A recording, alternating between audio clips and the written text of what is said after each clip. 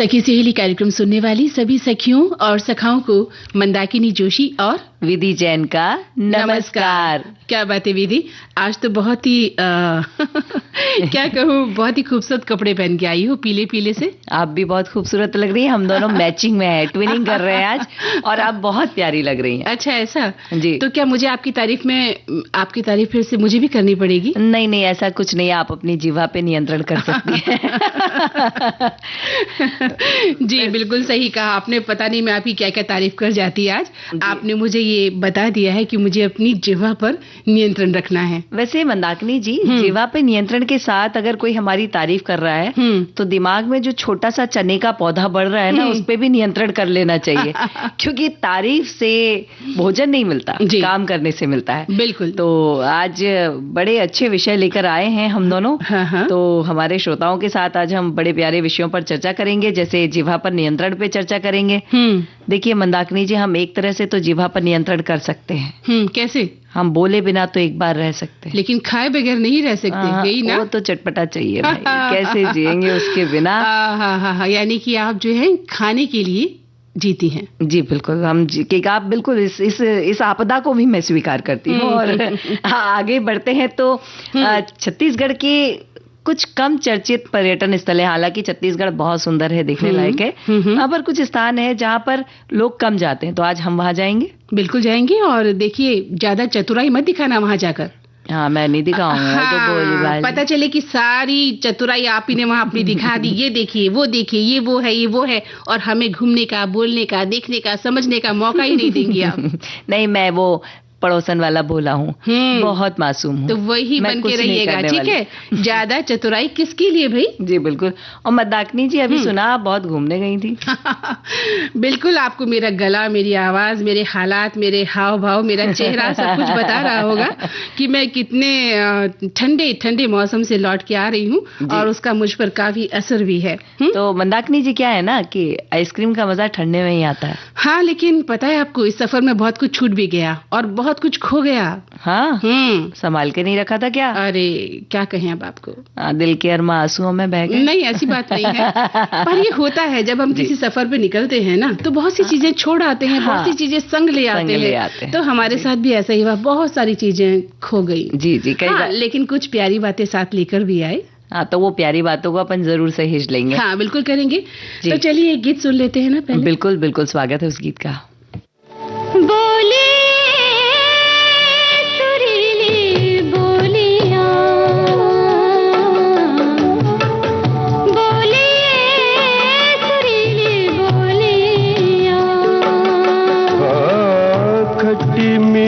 आँखों की रसीली बोलियां, खट्टी मीठी आँखों की रसीली बोलियां, बोलिए सुरीली बोलियां, बोलिए बोलिए सुरीली बोलियां।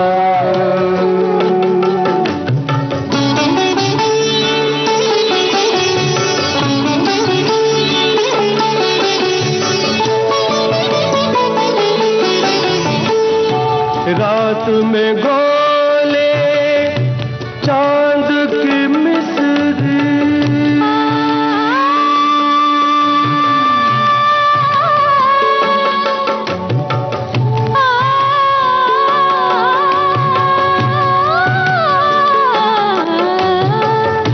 रात में गोले चांद की मिस्री, दिन के हम नमकीन लगते हैं, दिन के हम नमकीन लगते हैं, नमकीन आँखों की नशीली बोलियां, नमकीन आँखों की नशीली बोलियां, बोलिए सुरीली बोलियां,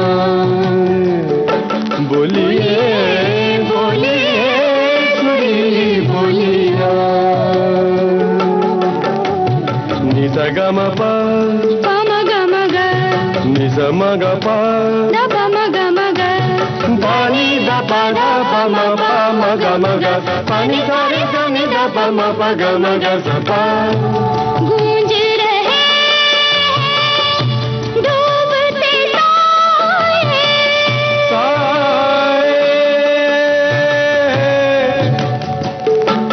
डूबते साए गूंज रहे डूबते साए शाम की खुशबू हाथ लाए गूंज रहे हैं डूबते साए शाम की खुशबू हाथ न आए गूंजती आँखों की नशीली बोलियाँ गूंजती आँखों की नशीली बोलियाँ बोलिए सुरीली बोलियां बोलिए बोलिए सुरीली बोलियां खट्टी मीठी आंखों की रसीली बोलियां खट्टी मीठी आंखों की रसीली बोलियां बोलिए सुरीली बोलियां बोलिए बोलिए हाँ तो विधि, जब आज हम जिह्वा पर नियंत्रण इस पर बात करने वाले हैं तो क्या अभी हम केवल सुरीली बोली ही बोलेंगे आज? नहीं, आप अच्छा खाने से तो पहले ही मना कर देती हैं, तो मैं बोलूंगी नहीं उस विषय पे। लेकिन हमारी श्रोता ने मेरे मन की बात लिखी है। वो क्या? लिख रही है, आजकल तो जिह्वा पर लगाम नहीं लग रहा है, इतनी सर्दी है, खूब चटपटा और मीठा खाने का मन करता है। अच्छा। मटर गोभी गाजर की चटपटी सब्जी, बथुआ मेथी आलू के पराठे, गुड़ की चिकिया है, लैया के लड्डू, गाजर का हलवा, क्या क्या बना रखा है। बहुत वैरायटी के व्यंजन, किस किस को छोड़े। हमारे एक श्रोता ने तो भजिए बनाए और हमारा स्वागत भी किया है। लो, यानी कि आपने अपने स्वाद के मुताबिक भी वो संदेश ढूंढ लिए जो आपसे मिलते जुलते हैं वो ना? आ जाते हैं अपने आप हमारे पास में। लेकिन मंदाकिनी जी, स्वाद के साथ एक बात और आती है कि हम बोलते कैसा है। जैसे अभी ये गीत सुन रहे थे, बोलिए मीठी बोलियां, इसके लिए रहीम ने बहुत अच्छा लिखा है कि रहीमन जीभ बावरी कह गई सरग पाताल, आप तो कह भीतर गई जूता खाए कपाल। बिल्कुल। यानी बावरी जीभ सारी बात कह के चली गई। वो तो कह के जल्दी से फट्ट से अंदर हो गई, अब उसको कोई नुकसान नहीं पहुंचाएगा, लेकिन जूते पड़ते हैं कपाल को।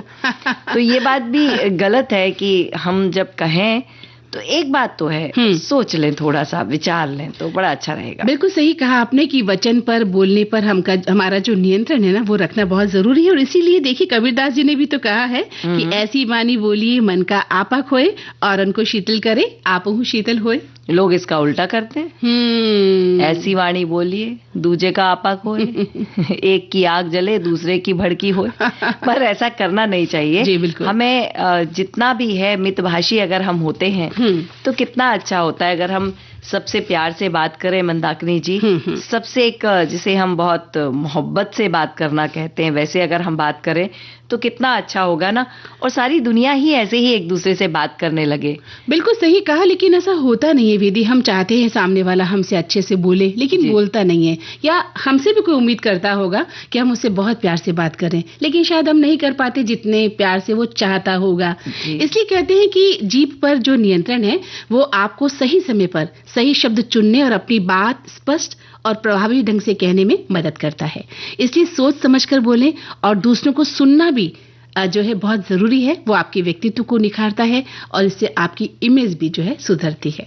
बिल्कुल सही बात करी मंदाकिनी जी कि हमारी इमेज तो सुधरती है, हमारा एक संबंध बनता है लोगों से। लेकिन कई बार ऐसा होता है मंदाकिनी जी, हम किसी और काम के फ्लो में होते और कभी कभी कुछ बातें निकल जाती हैं। बाद में हमें रियलाइज होता, अरे ये तो हम बोल गए। तो जब ऐसा हो गया तो एक फोन करके सॉरी भी बोल देना चाहिए। तो उससे काम बन जाता है, बिगड़ा काम बन जाता ऐसा है। भी थी, एक आध बार होता है तो चलता है। बार बार आप फ्लो में कुछ भी बोल जाएं और फिर बार बार आप माफी मांगे, ये नहीं होता है ना। जी। तो इन सब बातों से पहले मैं ये भी कहना चाहूंगी कि जीभ की साफ सफाई करनी भी बहुत जरूरी है। बिल्कुल सही इससे बात। जो है बैक्टीरिया जो है वो कम होते हैं, सांसों की बदबू और दांतों की सड़न भी कम होती है ना।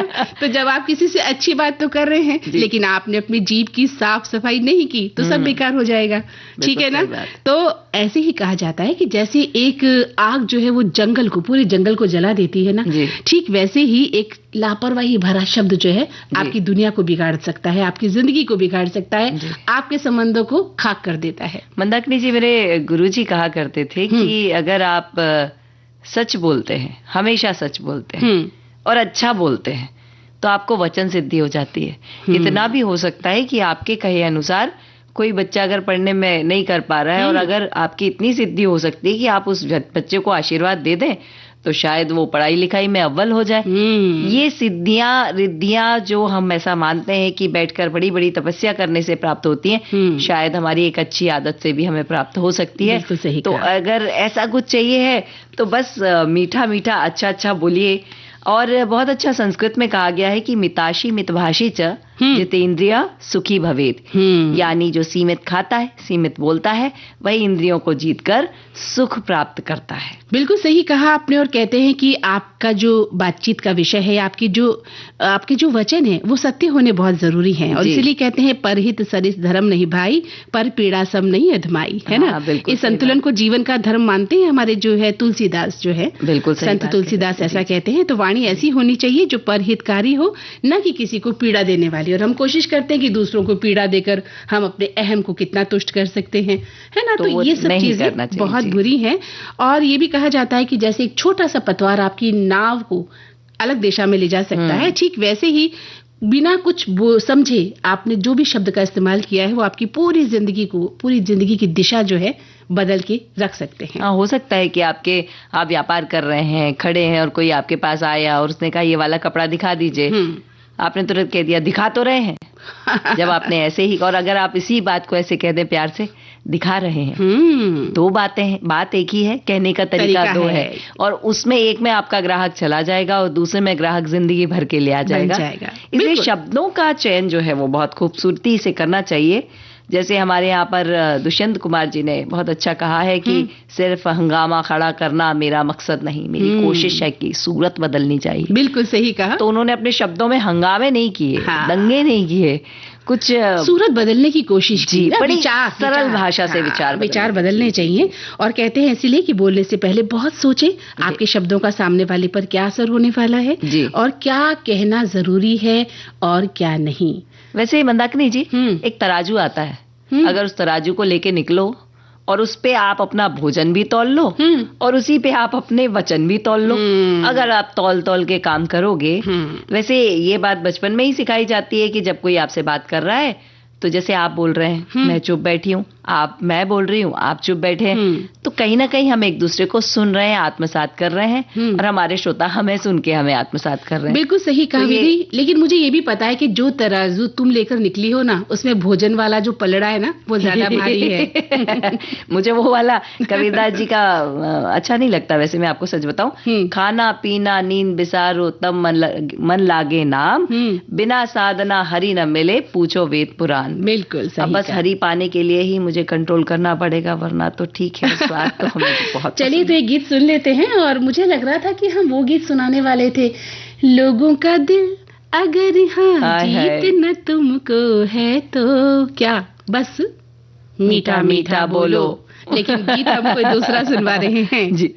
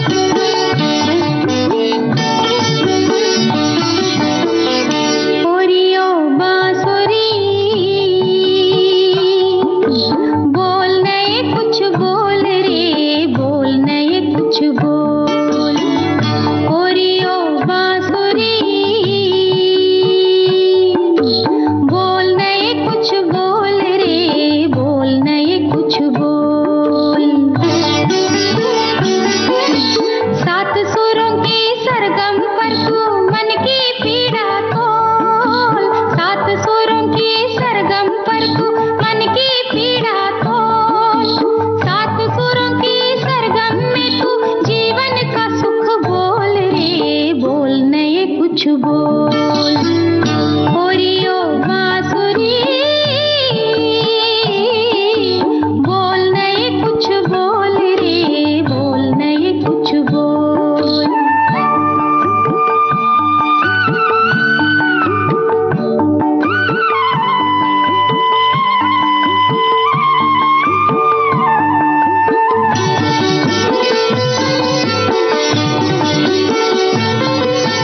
जिस धुन को सुनी जमुना डोली, कन कन में गूंजी जो बोली, कन कन में गूंजी जो बोली। वाणी वही सुना दे बंसी, वाणी वही सुना दे बंसी, फिर से तू अनमोल रे, बोल नए कुछ बोल, ओरियो बांसुरी बोल नए कुछ बोल रे, बोल नए कुछ बोल।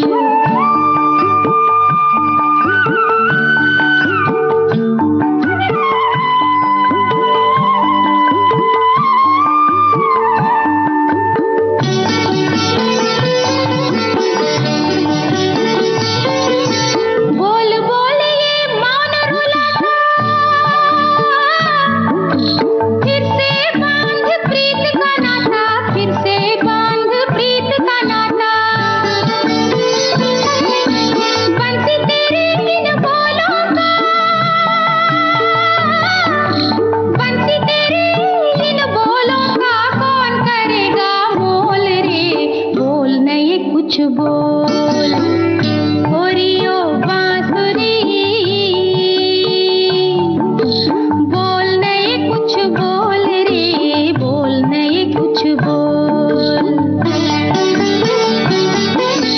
सात सुरों की सरगम पर को मन की पीड़ा खोल, सात सुरों की सरगम में तू जीवन का सुख बोल रे, बोल नए कुछ बोल, ओरियो बांसुरी।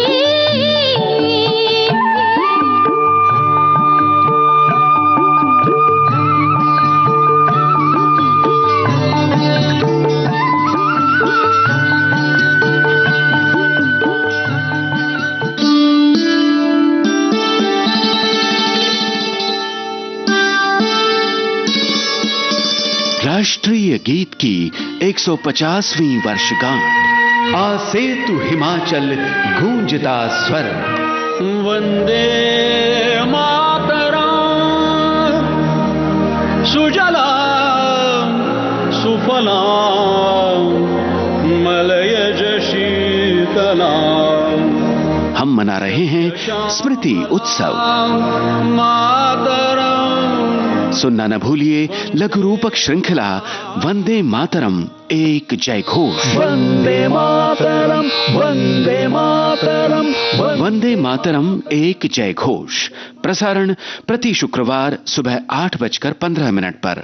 पुनः प्रसारण उसी दिन दोपहर 2:15 पर। लघु रूपक श्रृंखला वंदे मातरम एक जय घोष। वंदे मातरम।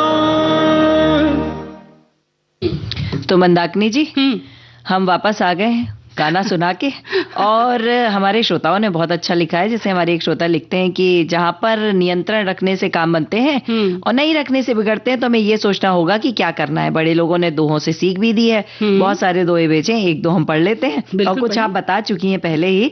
जैसे रहीमदास जी का इन्होंने लिखा, रहीमन मीठे वचन ते सुख उपजत चहुओर, वशीकरण एक मंत्र है तजदे वचन कठोर। मतलब मीठी मीठी बोलते रहो तो प्यार से सब वशीकरण में आपके बने रहेंगे। जैसे मंदाकिनी जी बोलती हैं, सब प्यार में बंधे रहते हैं। अच्छा। और कबीरदास जी कहते हैं कि धीरे धीरे रे मना, धीरे सब कुछ होए, माली सींचे 100 घड़ा, ऋतु आए फलों में। आराम आराम से धैर्य से बोलो, कहती हैं। बड़ी अच्छी बात कही। और ये वाला तो मुझे बहुत पसंद है, क्योंकि मैं घर में छोटी हूँ। क्षमा बड़न को चाहिए, चोटन को उत्पात। या विधि मारी उड़ाइए, मच्छर माखी भाग। मतलब खुद पर ही ना, हाँ, उसमें मेरा नाम भी है, देखिए विधि लिखा हुआ है।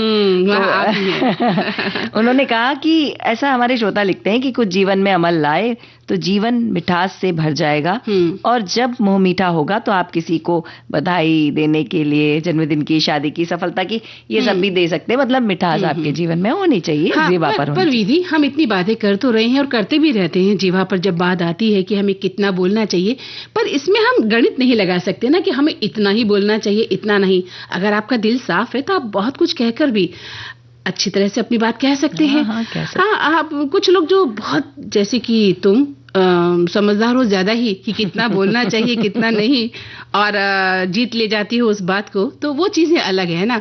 तुमने मेरे ऊपर कहा कि मैं मीठा मीठा बोलकर जो है, हाँ, तो श्रोताओं से पूछ लीजिए, कितना बताइए श्रोता, आप ये मंदाकिनी जी मीठा बोलती हैं या नहीं बोलती हैं? सबका उत्तर यस में आने वाला है।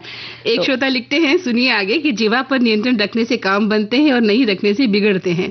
तो हमें ये सोचना होगा कि क्या करना है। बड़े लोगों ने दोहे से सीख भी दी है कि इसे कौन अपनाता है। इन्होंने भी बहुत सारे कबीरदास जी के, रहीमदास जी के बहुत सारे दोहे हमें भेजे हैं। और एक ने लिखा है कि विद्वानों का कहना है कि जीभ भले ही छोटी हो, लेकिन इसमें किसी का दिल जीतने या उसे ठेस पहुंचाने की अपार शक्ति होती है। बोलने से पहले हमेशा सोचें। कबीरदास जी ने, यहाँ पर भी कबीरदास जी आए हैं कि वाणी ऐसी बोलिए मन का आपा खोए और उनको शीतल करे आप शीतल होए। और एक जगह लिखते हैं लोग कि आजकल तो जीवा पर लगाम नहीं लग रहा है। अच्छा, जैसा कि आपने पढ़ दिया था, इतनी सर्दी है, चटपटा और मीठा खाने का मन करता है। वो तो कभी नहीं हो सकता, किसी का नहीं हो सकता। हम भारतीय खाने के लिए ही जीते हैं। तो मैं सीधी बात कह रही हूँ आपको, और उसमें कुछ भी घुमा फिरा की बात नहीं है। हमारे श्रोता ने बहुत अच्छी बात कही है। एक तो अभी मटर का सीजन चल रहा है और हर घर में मटर मटर मटर मटर मटर मटर मटर राम चल रहे हैं, और उनकी बड़ी सारी स्वादिष्ट वैरायटी बन रही है।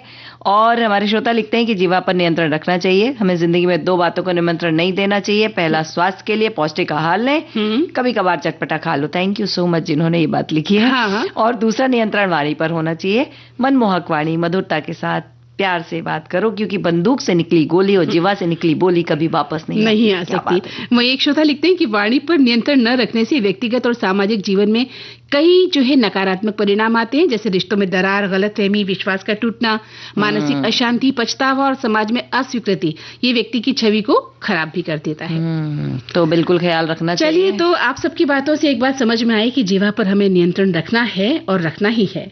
और हमारे श्रोता तो रखते। एक बात और, सोशल मीडिया पे भी जब आप कुछ लिखते हैं, टाइप करते हैं, भेजते हैं, तब भी नियंत्रण रखिए। हाँ। कभी पंगे में भी फंस सकते हैं और कभी किसी को बुरा भी लग सकता है। बिल्कुल सही कहा। सोशल मीडिया में इन दिनों जब हम पढ़ते हैं तो न जाने कैसी कैसी खबरें सुनने को मिलती हैं, पढ़ने को मिलती हैं।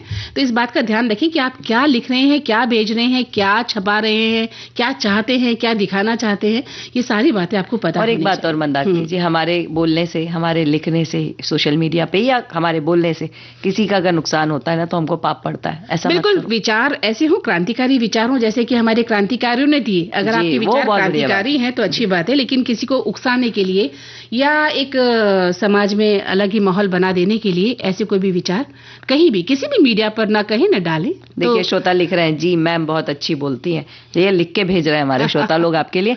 अच्छा, मेरा और यस भी लिख के आया। अब मेरा एक बात कहनी है आपसे कि अगर आप हमको यहीं बिठा के रखोगे तो हम अच्छा खा नहीं पाएंगे। चलिए, आप प्लीज हमको घुमाने के लिए चलिए छत्तीसगढ़ चलते हैं, जहाँ आप अपना हुनर दिखाने वाली हैं, चतुराई दिखाएंगी, मुझे पता है ना। तो छत्तीसगढ़ चलते हैं हम, और वहाँ पर आप जो है छत्तीसगढ़ के हिडन जेम वहाँ लिए चल रहे हैं आपको। कम प्रसिद्ध लेकिन बहुत खूबसूरत जगह है, मैन पार्ट है, जिसे छत्तीसगढ़ का शिमला कहते हैं। सरगुजा जिले में एक हिल स्टेशन है, ठंडी जलवायु है, घास के मैदान है, टाइगर पॉइंट है, मछली पॉइंट है, और उल्टा पानी यहाँ पे बहता है।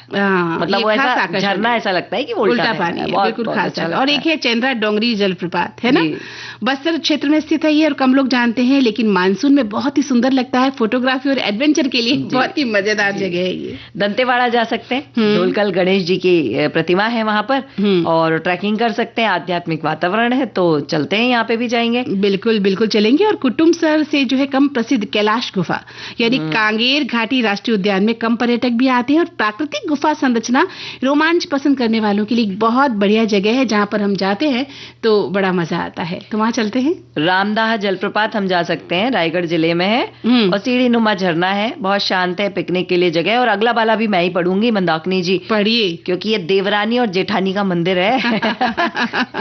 5वीं शताब्दी का सबसे प्राचीन मंदिर समूह है ये। इतिहास और पुरातत्व प्रेमियों के लिए बहुत खास है ये। बिल्कुल सही कहा आपने। और इसको पढ़ के क्या आपको कोई देवरानी या जेठानी का भाव का? हमें दोनों याद आ गए, दोनों याद, बहुत प्यारी है। वही जी।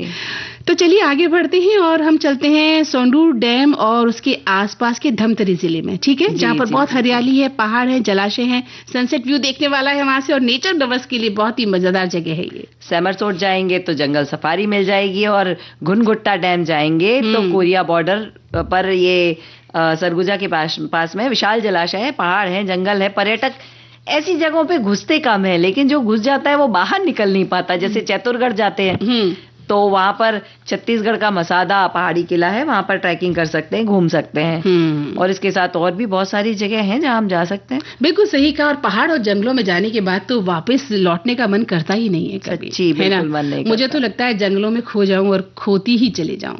और अब अगर अपन जंगलों की आप बात कर रहे हैं तो आदिवासी इलाके जो हो जाते हैं ना ये सारे, तो इन जगहों का मजा अलग ही आता है। मतलब आप यहाँ पर आदिवासियों का जो उनकी अपनी खेती की कला है, उनका अपना भोजन है, उनका अपना जो स्टाइल है रहने का, उनका जो परंपराएं हैं, उनके जो नृत्य हैं, वो देखने का आनंद ही अलग होता है। बिल्कुल सही कहा। और छत्तीसगढ़ के हिडन जेम्स की हम बात कर रहे हैं, जो छिपे हुए रत्न है, उसमें जशपुर यानी प्राकृतिक सौंदर्य जहां पर है, चाय के बागान है, कैलाश गुफा है और मणिपात यानी मिनी तिब्बत और ट्रैकिंग, कांगेर घाटी राष्ट्रीय उद्यान यानी गुफाएं, झरने और आदिवासी विरासत जिसका जिक्र तुम कर रही हो, और ठिनठिनी पत्थर यानी संगीत पत्थर और सिया देवी जलप्रपात, बहुत ही प्यारा जलप्रपात जैसी जगह भी हैं जो अपनी अनूठी प्राकृतिक सुंदरता और सांस्कृतिक समृद्धि के लिए और रोमांचक अनुभव के लिए बहुत ही ज्यादा प्रसिद्ध है।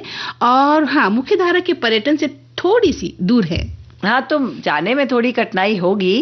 ऐसा भी हो सकता है कि अपना भोजन पैक करके ले जाना पड़े, लेकिन मजा इन जगहों पे बहुत आएगा क्योंकि यहाँ पर कुछ मंदिर भी हैं, प्राचीन हिंदू मंदिर हैं, बौद्ध मंदिर हैं। यहाँ पर एक डोंगरगढ़ करके स्थान है जो पहाड़ी पर स्थित है, वहां पर बहुत विशाल सुंदर मंदिर है। वहां पर हथकरघा के केंद्र है, चाहे तो जाकर देख सकते हैं। तो इन सभी चीजों को देख सकते हैं। भौरम देव मंदिर है, वहां पर आप जा सकते हैं, वास्तुकला बहुत पुरानी है। सिया देवी जलप्रपात है जो छुपा हुआ है लेकिन रत्न है, जाकर देखो, आनंद उठाओ, छत्तीसगढ़ घूमकर आओ। बिल्कुल। और भौरम देव मंदिर आप जा सकते हैं, बहुत प्रसिद्ध है और इसकी वास्तुकला और आसपास का जो प्राकृतिक सौंदर्य है वो इसे और भी अनूठा बना देता है। सिरपुर जा सकते हैं आप अपनी प्राचीन बौद्ध और हिंदू मंदिरों के साथ। ये ऐतिहासिक और सांस्कृतिक रूप से महत्वपूर्ण जगह है, अक्सर छूट जाती है। हम जाते तो है लेकिन यहाँ तक शायद हम नहीं पहुंच पाते, सोचते हैं वहां जाकर क्या करेंगे, क्यों जाए। लेकिन जाइए और भीड़ से दूर शांत और प्राकृतिक सौंदर्य का आनंद आपको उठाना है। साथ ही जो आदिवासी संस्कृति है, परंपराओं को करीब से जानने का हमें मौका मिलता है, ट्रैकिंग करने का, गुफाओं की खोज करने का, झरने देखने का, जिसे हम खाली पढ़ते हैं या किताबों में देखते हैं या दृश्यों में देखते हैं। वहां पर हमें लगता है कि रोमांचक गतिविधियां जाकर हमें देखनी चाहिए। और वहां के जो व्यंजन है जो कि तुम्हारी पसंद के हैं, मोमोज, आहा और थुक्पा, इसे जाकर वहां खाना चाहिए। तो फिर ब्रेक भी ले लेना चाहिए। बिल्कुल, वही मैं देख रही हूँ कि हमें अंतराल ले लेना है जी।